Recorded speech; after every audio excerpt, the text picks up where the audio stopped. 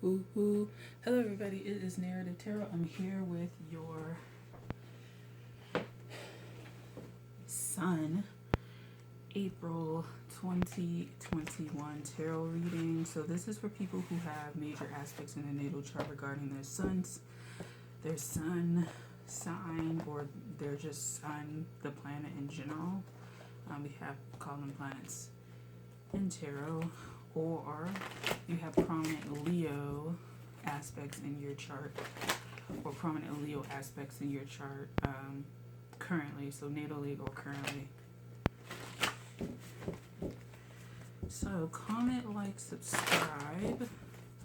I do monthly readings, and then I also do little talks and things like that, book reviews, different sorts of readings, and subscribing definitely helps you to stay in the loop about what's going on as far as the videos that I upload. So once you subscribe, you can hit the notification bell, and that will help you to stay in the loop.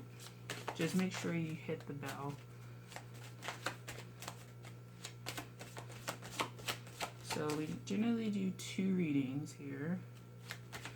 Let's do this. Okay.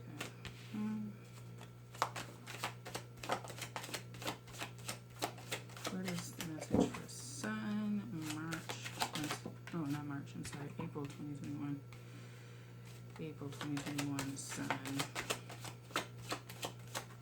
So in April, you may be looking back at March.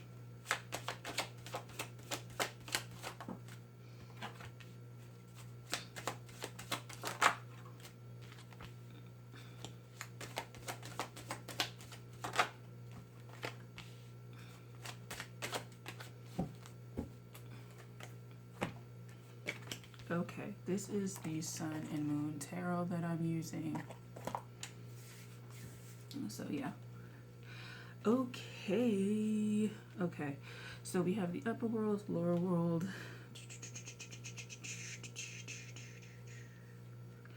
So this could be an entire reading for in and of itself. However, I do it by pairs, and so each pair tends to be its own separate story, but can be one part of a whole with this. So upper world, we have 5 of Cups with disappointment, virtue with 3 of Wands. So I would say that it is a virtue to let things go. It is a virtue to wallow. It is a virtue to have gone through disappointment. It is a virtue to know night, I guess is what we'll say. It's a virtue to have known darkness, right? I think the Sun, with this, it's also anxiety, keeping busy, things like that, never resting. But I think also not necessarily, you're avoiding shadow work, but I think you're just avoiding the it's not shadow work per se. That's not what I'm getting. You're missing that a whole person is like with emotions, I guess, that they go up and down, and that you have a range of them. For some of you, getting really particular about the language that you use regarding emotions is really important. So actually, like, learning not languages, but learning the words that are used to describe in your language, whatever language that is. So if you go online and you have, like, in English, there's like an emotion wheel, so it's like 6 basic emotions, and then it's just like branches out for that. So it's like the most basic ones, maybe like joy, what is it, anger, disgust, I think is one, things like that. And so there's words that kind of spring off from that, but may have different nuances. And so it may be very helpful to understand the nuances of words with regards to how you describe your emotions. And that way you can more accurately pinpoint your emotions, and you can more accurately, I was going to say diagnose your emotions, but you can more accurately communicate. There's a video that I did about language and the gaps. I'll have to link it in the description box or put a card in the video so you can watch it. But pay very close attention to language gaps and emotional gaps and how the two combine, because it could be really helpful for you when you do need to get over a slump, because you will have to get over the slump, but it's no penalty in having had a slump, right? There's no penalty in having the sun disappear for 12 hours of the day and having the moon to come out. There's no penalty in that. It actually helps. You know, if we were constantly in daylight, as some parts of the world are for really long extended periods of time, yes, we get used to it, but I don't really think that most of the world could deal with it. And so get used to disappointment, get used to those sort of emotions, understand the difference between disappointment and wistfulness. Perhaps maybe you misconstrue the two or something like that. Knowing the differences, like I said, is really important.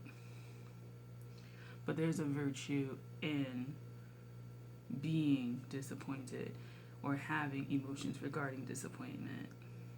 And this may be the time, even if it's Aries season leading into Taurus season in April, you might just feel down.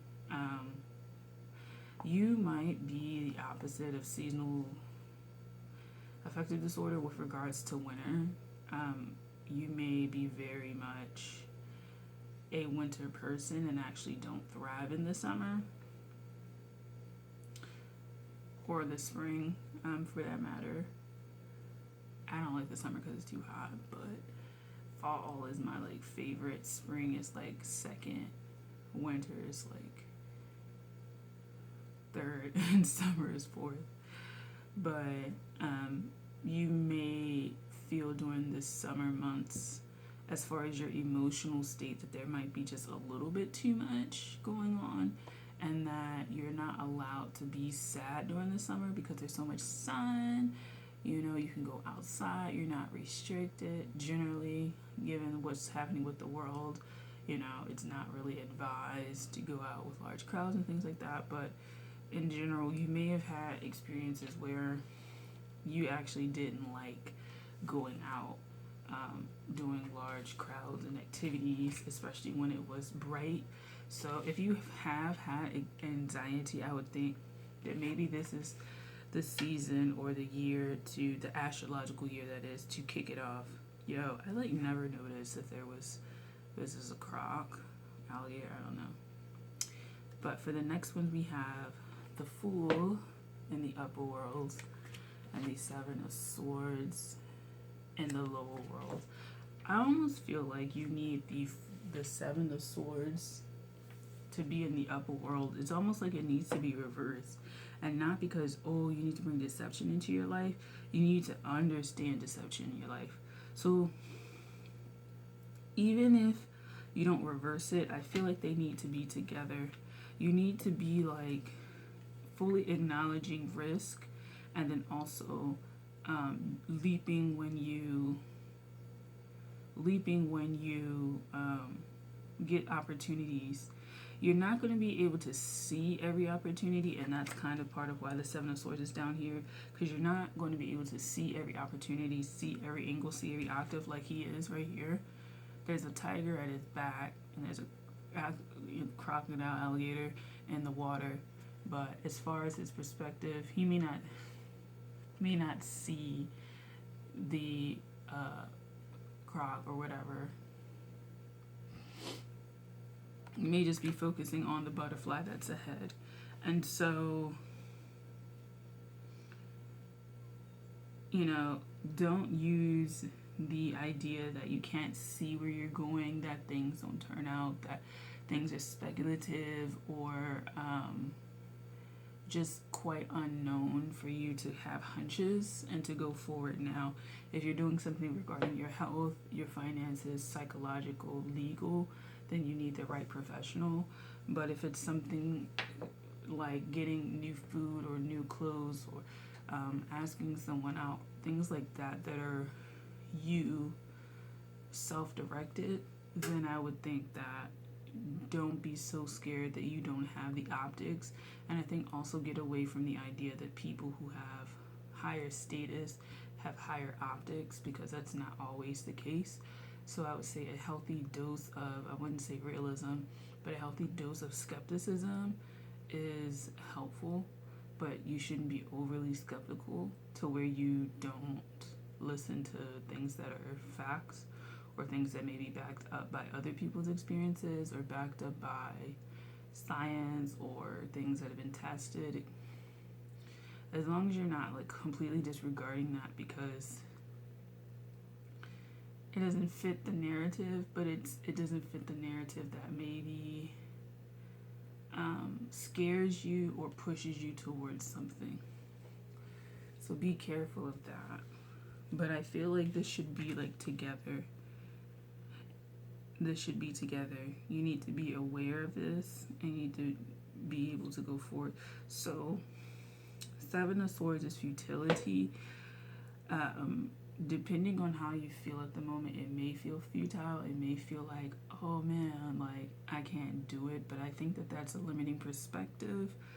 I think that possibly in the past with these swords and with this is something that has shown up before in a different form perhaps, and it had the same feel and you leapt on it and it didn't work out. So when it shows up again, you're overly cautious. So you may need to trust that it's not going to turn out the same. Or if you're learning a lesson and there's this sort of event that comes to show you or give you an opportunity to use the information, to use the lesson that you've learned, take it and don't question it. Right? Because questioning it literally is a 2-second drop or not, like, you know?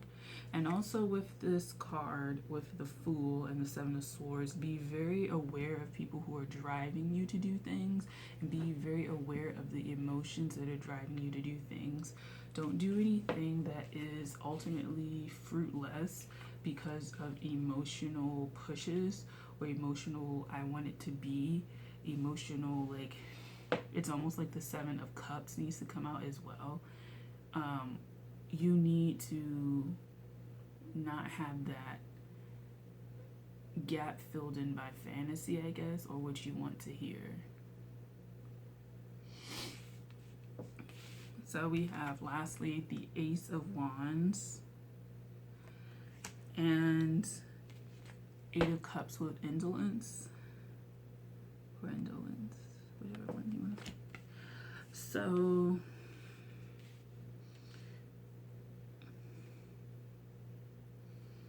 So since you're the Sun, I get that from this one, this is quite uncomfortable for you. But in the Eight of Cups, I don't think that the act of walking away is, it's the act of walking away that isn't wrong or incorrect. But it's this that is, that it's the way that it's portrayed, the environment itself, that's kind of different. So it's like you may be going in a direction that doesn't quite fit who you are, or doesn't, it either really isn't without your opinion on it, or it isn't in your opinion, but it actually works out for you and you should trust it. So, in April, the moon may be your sun. And what I mean by that is, in the darkness, the light of the moon is the sun, essentially. The moon gets its light from the sun. And so, I think don't consider moonlight so separate from yourself. This has nothing to do with like shadow work really, but don't confuse the moon with the sun, because they do show up at separate different times of the day. They do have their own periods and their own attributes, but you can't deny that the moonlight is given by sunlight. And so, not that sun has to have dominion over with this Ace of Wands. Moonlight, it's just that moonlight is able to use sunlight to its advantage to do the things that it needs to do, because the moon still has gravitational pull, you know. So when things seem out of dominion of someone shouldn't have a certain power, someone shouldn't have a certain quality or characteristic, understand that the characteristics that they're given are given in such a way that allows them to be free, but also allows them to use that energy. And so that relationship of the energy that is given to you doesn't tie you to that person and that you owe them something, right? I don't think the moon owes anything really to the sun. It just so happens that it ends up being beneficial for them to have the light from the sun, and that's how it naturally works in the world. But they still have their own effect on the earth, in that they have effect on water with its own gravitational pull because it's close enough. Now, for some of you, you're moving in a direction that you need to reverse. I feel like this card needs to be for some people. So that was one group of people. The second group of people is that you need to understand that you need to be in an environment that's more like a desert. That's your Eight of Cups space. You do need that space to be illuminated by the sun directly. But it's directly or indirectly, whichever one that falls, you're being illuminated, and you might find solidarity with the illumination of one or the other. And it may surprise you which one.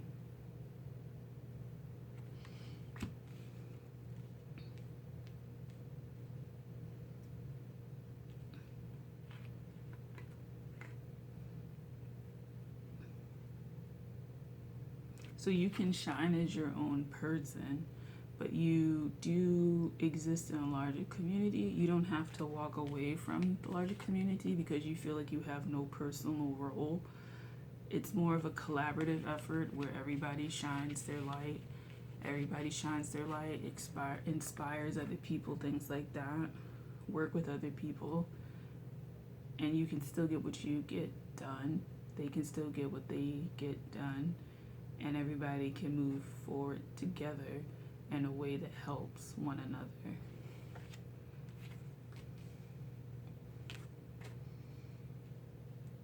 Also, April may just feel really slow for you. I don't know why, but it might feel really slow.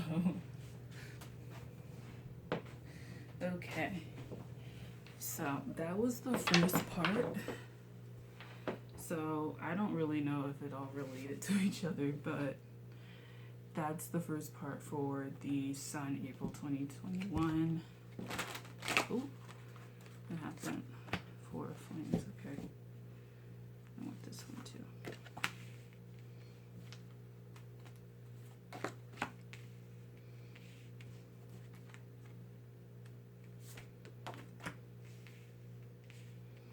Don't know why you're there.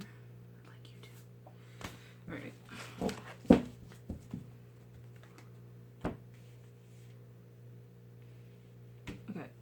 We have Four of Flames, Nine of Flames, Mother of Flames, Two of Coins, and a mystery card. Okay, I feel like this is the environment that it's around. This is the card that it's around.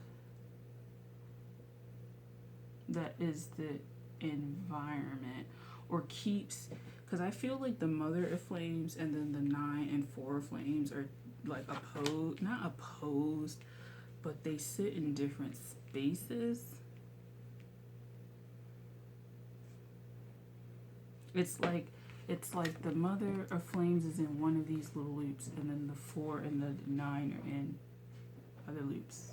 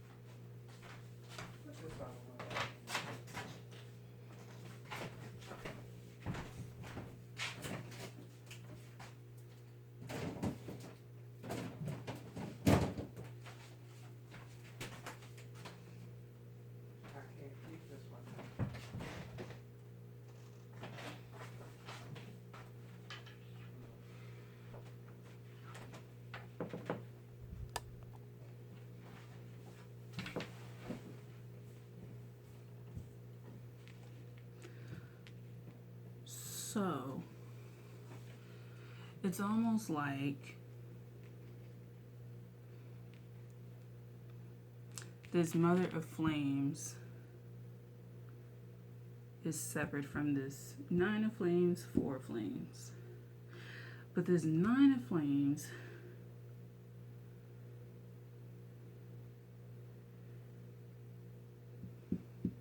I don't know if it's the 9 of flames that wants to leave or disconnect with the 4 of flames.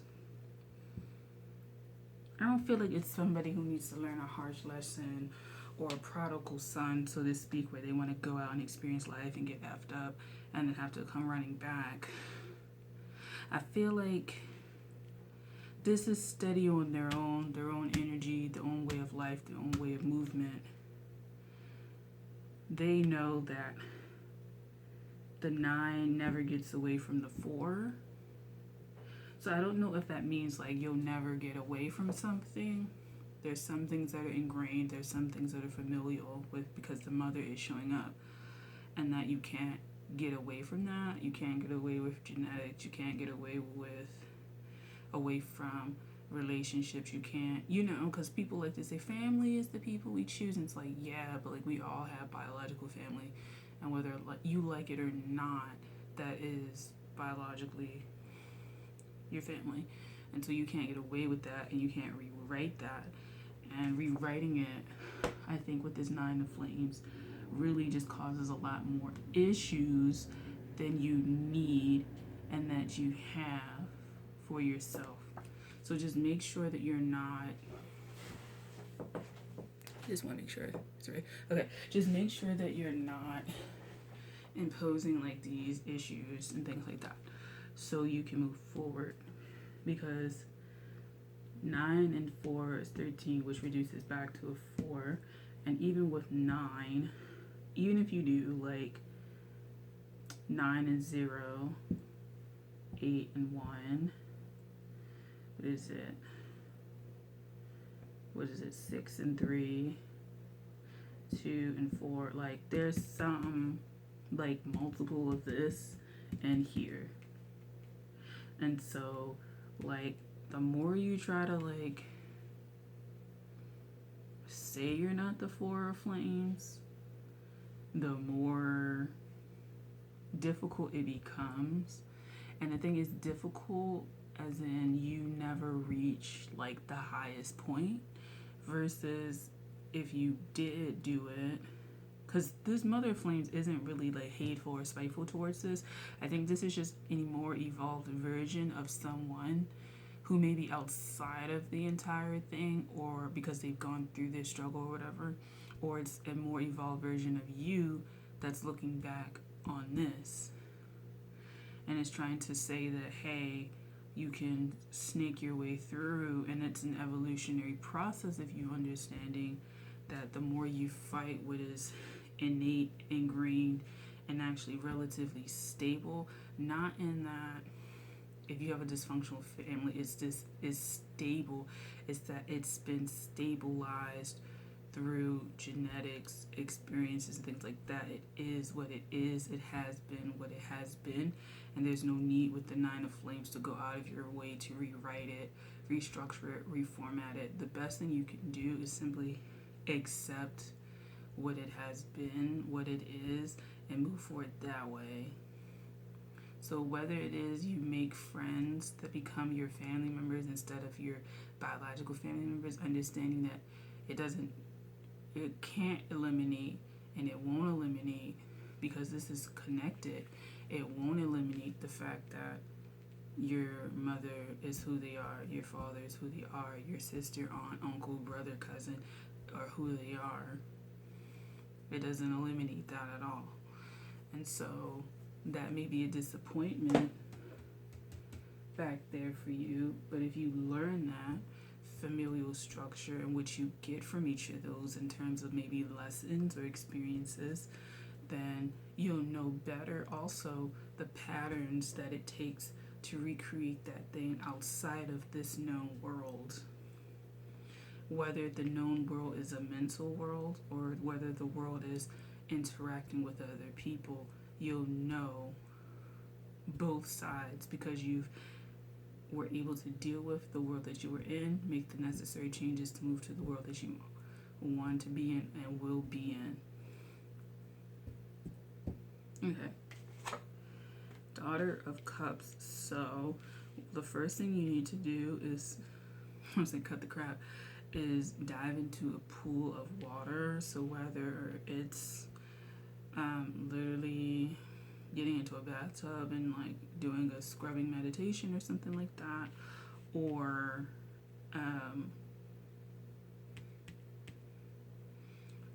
dealing with sunlight and water and what that does to reflections, what that does to mirrors, what that does to anything that has a surface that some sunlight glints off of. So what iridescence, pearlescence, even things such as like bioluminescence, you might want to explore.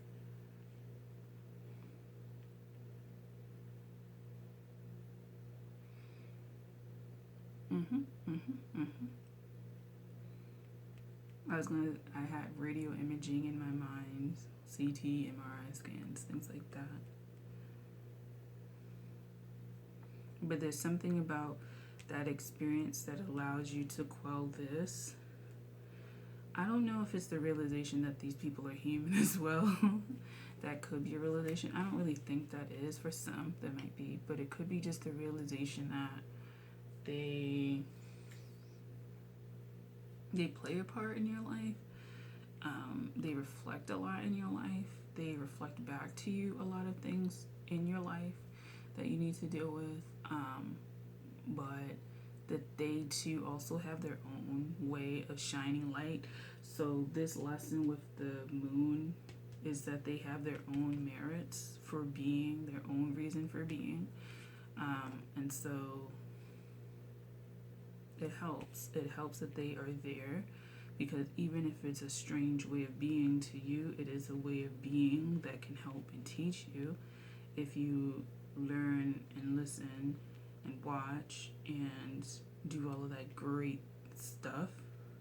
Then you'll feel better, essentially. Anything on the bottom of the deck? And then we have the sun. So once you do that, you'll shine on your own accord. You'll shine on your own free will. You'll shine a lot freer or freed from those issues, and you won't struggle so hard in life because you're extinguishing the Nine of Flames. And so you're extinguishing it, Nine of Flames. It's almost like the Ace of Wands ends up being your Daughter of Cups. That desire to go to the other side, that desire to move forward, that desire to accept something and move into a journey on your own that accepts the moon as it is. Not necessarily shadow side, but accepts the moon or the qualities of the moon. And I'm talking about moon as like the other kind of person. When you accept the other, not necessarily within yourself, because it doesn't seem like it's an existential crisis within yourself, but it's a crisis that involves other people outside that may reflect to you yourself, but it's not necessarily like this deep dark shadow. But once you do that, you'll end up transforming and becoming the mother of flames, and it'll be less of an issue of you transmuting energy with regards to Four of Wands, with regards to Two of Coins, Nine of Flames, because you'll have the Daughter of Cups perspective, and you'll be able to use the Daughter of Cups when you need to extinguish some of those thoughts and perceptions and projections and things like that, and it'll help you a lot more. So I hope that you enjoyed this reading for Sun, April 2021, or Leo, April 2021. I hope that you enjoyed it. I hope that you found it informational. I hope that it helped you move forward in some way. Comment, like, subscribe. Definitely subscribe, because I do planner readings, so there's 9 more to do. And I will see you in the next one. Take care. Bye.